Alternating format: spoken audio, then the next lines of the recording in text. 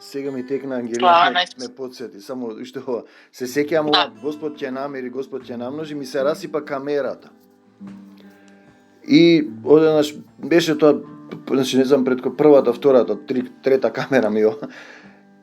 Немав тогаш многу примања, застанав што ќе правам сега и се сеќавам дома и реков: Господи Исусе, ти ќе намериш, јас немам камера, што да правам сега? Ајде кажи ми ти како, ти ќе ми намериш, ја не се секирам. И си заминав.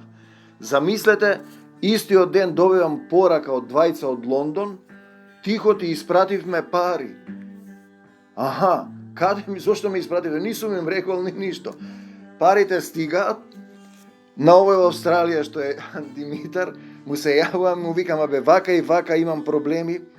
Тихо рече: немам пари, во криза сум, доаѓам за ми се јави дека ќе доаѓа да го снимам требаше, да го снимам кај него во Струмица, да му направам документарен филм. Му вика: ми се расипа камерата. Истиот ден. Дали можеш да биде во криза сум со пари, нема проблем. И по пола саат ми вика: снимај ми ја камерата. Му ја сликам.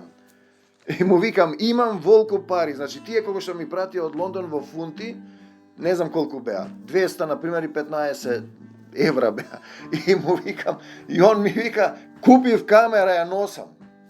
Замислете, од фунти парите и доаѓа за 3-4 дена во Струмица, одам ми ја носи камерата со која го снимав. Пресметката на фунти од фунти во евра, и тој беше на пример 217, не можам 317.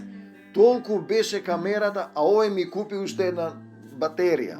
Истата сума колку што беше камерата што ми ја донесе овој од Австралија. Таму техниката е 50% поевтина. Сакам да ви кажам, ево, Господ ќе намери како функционира.